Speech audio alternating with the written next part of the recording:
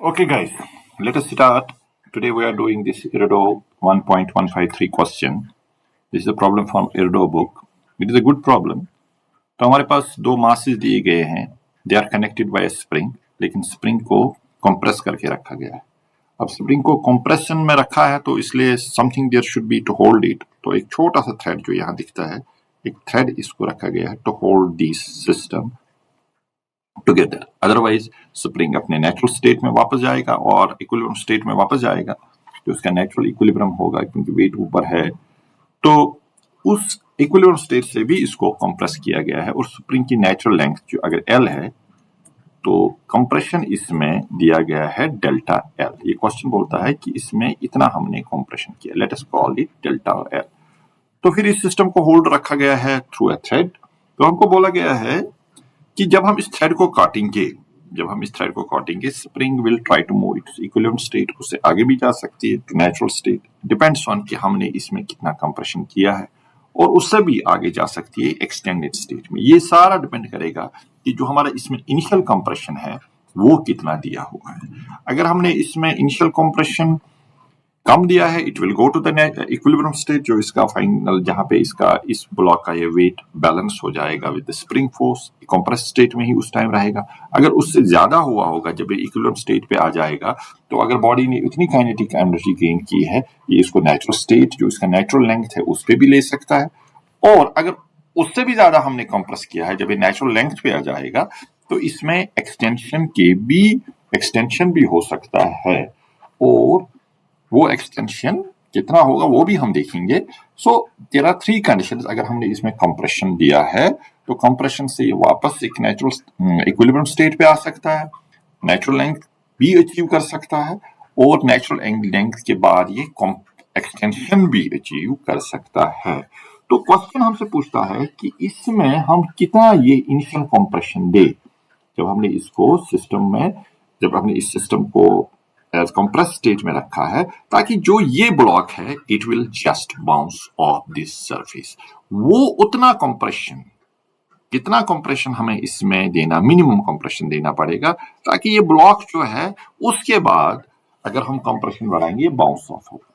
तो इसके लिए हम देखेंगे, जब हम इसको in the state compress state में पहले देखते हैं, let us say that T is equal to 0 some time before compress. तो हमारे पास ये देखिए, इस नीचे वाले ब्लॉक पे there will be a the force acting due to gravity, that is mg. or as you know the string is in the compressed state, तो string का force downward होगा उस time, because इसका extension जो होगा, अगर ये compressed state है spring का, तो इसका extension हमारा downward direction में होगा. ठीक है जी, ऊपर अपवर्ड डायरेक्शन में होगा. तो नीचे वाले ब्लॉक पे in the compress state force इस डायरेक्शन में लगेगा. Since delta L is the compression, k is the stiffness of the spring, so spring की वजह से इतना फोर्स लगा होगा. तो नॉर्मल रिएक्शन उस टाइम हमारा mg plus k delta L होगा. यानी कि उस टाइम आपका बॉडी जो है वो उठने की सूरत में नहीं होगा. ये एक ही सूरत में उठ सकता है, जब हम पहले इस फोर्स को जीरो करें, फिर इस फोर्स को उल्टा करें, ताकि ये mg को काउंटर करें, सो दैट n हमारा 0 बन जाए. यानी कि इसको पहले माइनस करना है, फिर इसको बढ़ाना है, वो mg से सब्ट्रैक्ट करके 0 होना है. तो अब हम जाते हैं, चलो हमने इतना कंप्रेशन दिया था स्प्रिंग में, अब स्प्रिंग एक्सटेंड हो गया, इसने इक्विलिब्रियम को भी पार किया, और ये एक नेचुरल नॉर्मल लेंथ पे आ गया, जो स्प्रिंग का नॉर्मल लेंथ है. उस टाइम जब स्प्रिंग का नॉर्मल लेंथ होगा, you know that spring is in the normal state, जो इसका natural state है, जिसको हम बोलते हैं it is in the natural state. तो हमारा इसमें extension नहीं है, let us say that normal length is L. तो हमारा ना तो compression है ना तो extension है, तो spring force हमारा चला गया, 0 हो गया. उस टाइम हमारा mg is there, so there will be an n. so net force, अब बॉडी को उठना है, there should be some force आना चाहिए ना, मिनिमम फोर्स जहां से इसको उठाना है. तो नेट फोर्स अगर आप देखेंगे यहाँ इस पे अभी भी 0 है, n is equal to mg. That means कि ये बॉडी अभी बाउंस नहीं करेगा. To bounce it we need, there should be some force in the upward direction which should balance mg, और n 0 हो जाएगा। उसके बाद अगर हम फोर्स बढ़ाएंगे इस डायरेक्शन में, ये बाउंस करेगा। सो एटलीस्ट हमारा n 0 करने के लिए there should be some force. अब वो फोर्स कहां से आ जाएगा?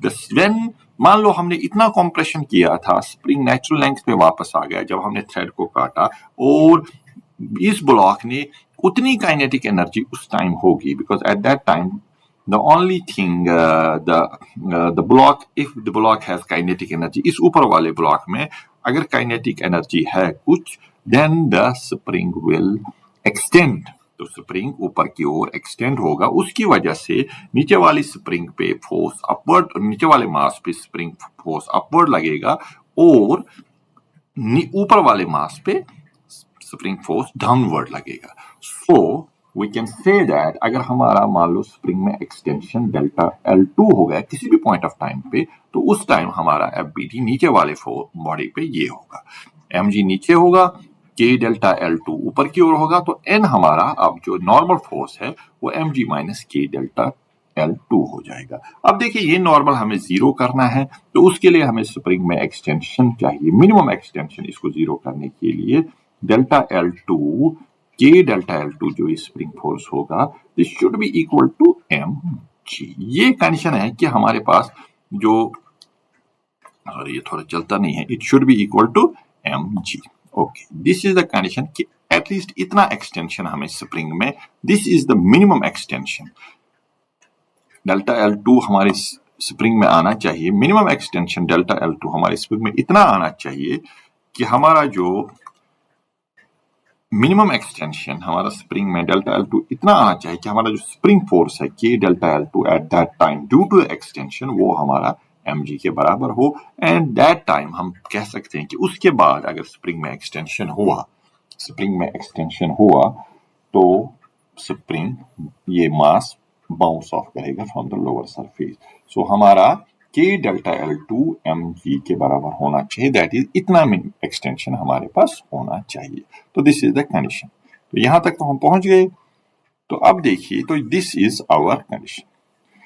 सो उसके बाद since we have to calculate, हमें मिनिमम वैल्यू ऑफ कंप्रेशन चाहिए ना, इसके मतलब इतना एटलीस्ट हमें इतना एक्सटेंशन स्प्रिंग में होना चाहिए। Without extension body bounce off नहीं करेगी, क्योंकि हमने देखा कि this is the only condition जब ये बाउंस ऑफ करेगा। तो इतना हमें एक्सटेंशन चाहिए। सो इतना एक्सटेंड, अगर इसके बाद एक्सटेंड हो गया तो नीचे वाला बॉडी भी गेन करेगा वेलोसिटी, इट विल एक्सेलरेट। सो इतना एक्सटेंशन का मतलब ये हुआ कि एट दैट टाइम कि जो भी हमारा स्प्रिंग में जो भी हमारा सिस्टम है इसमें कोई काइनेटिक एनर्जी नहीं होनी चाहिए। That means all our kinetic energy इसमें 0 होना चाहिए, क्योंकि initially it was at rest और finally it is at rest. Because अगर इसमें काइनेटिक एनर्जी हुआ यानी अपर ब्लॉक अभी भी मूव कर रहा है, तो बॉडी में स्प्रिंग में एक्सटेंशन और आ जाएगा और नीचे वाला बॉडी अब एक्सेलरेट करना शुरू हो जाएगा। But that is not what is our requirement. हमारा रिक्वायरमेंट है एट मिनिमम कंडीशन कितना होना चाहिए, ये जस्ट बाउंस ऑफ करे। So at that condition delta K should be equal to 0, यानी change in kinetic energy should be 0। तो हमारा देयर इज ए स्प्रिंग का हमारा चेंज हुआ extension, it changes from initial compression to final extension. Initial compression इसमें delta L था और final compression इसमें फाइनल एक्सटेंशन इसमें डेल्टा L2 था। So change in work done by the spring is change in potential energy. Okay, so हमने calculate किया तो ये इसके बराबर है। और work done by the weight, ये पोटेंशियल एनर्जी गया कहाँ, चेंज इन जो potential work done by the spring जो किया है which is change in potential energy of the spring, और ये आखिर गया कहाँ, it went into the change in potential energy of the upper weight of the body.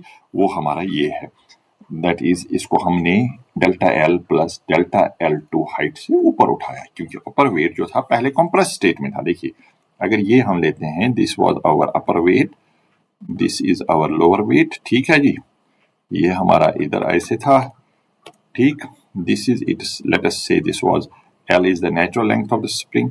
तो पहले हमारा स्प्रिंग था, सॉरी, पहले हमारा this L is the natural length of the spring, ठीक है। तो पहले हमारा स्प्रिंग जो था वो था डेल्टा L कंप्रेस्ड, यानी कि इस लेंथ से नीचे डेल्टा L था। तो एक तो हमने ये डेल्टा L बढ़ाया इसको, ठीक है जी, और फिर फर्दर इसको डेल्टा L2 एक्सटेंशन दिया। तो हमारा वेट जो है, अगर इसका सेंटर ऑफ मास, इस वेट को हम देखेंगे, सेंटर ऑफ मास को नहीं, इस वेट को देखेंगे, ये लिफ्ट हुआ delta L plus delta L2, that is work done by the upper weight. तो चेंज इन पोटेंशियल जो भी स्प्रिंग में हुआ होगा वो इसकी पोटेंशियल एनर्जी की गेन में हुआ होगा, बिकॉज हमारा kinetic energy equal to 0, because we require the minimum compression on the in the spring. तो ठीक है जी, तो उसको कैलकुलेट करने के बाद work done is change in kinetic energy. तो ये सारा मैथ करके आप देख लीजिए इस पे, दिस इज सिंपल मैथमेटिक्स। तो हमारी कंडीशन आ जाती है कि डेल्टा L जो हमारा है, it should be at least equal to 3 mg/k। तो ये बॉडी जस्ट बाउंस ऑफ करेगी, इससे ज्यादा होगा तो बॉडी मूव करेगी, नीचे वाली बॉडी मूव करेगी। This is the condition what we achieve. इतना कंप्रेशन हमें स्प्रिंग में देना है ताकि जो ये लोअर बॉडी है ये लिफ्ट ऑफ करे। तो इसमें आप देख लीजिए, this is the minimum condition. अब क्वेश्चन में हमारे पास एक और पार्ट है, वो मैं दूसरे वीडियो में लूंगा, that is to what height h of the center of mass of this system will rise if the initial compression of the spring is this। अब देखिए initial compression यहाँ इसने दिया है, it is more than 3 mg/k what we got, so it is more than 3 mg, that means the upper body will move, and the upper body will move, this lower body will move, lower mass will move, and the whole system will move। इसका center of mass raise हो जाएगा, because if it is initially here when it was at rest, now it will be moved to some height, maximum height। उसके बाद ये गिर भी सकता है, वो अलग बात है, लेकिन कितना ऊपर जा सकता है अगर कंप्रेशन ये है, तो वो हम नेक्स्ट वीडियो में कैलकुलेट करेंगे। Hope this answers your question. अच्छा क्वेश्चन था, you should try it and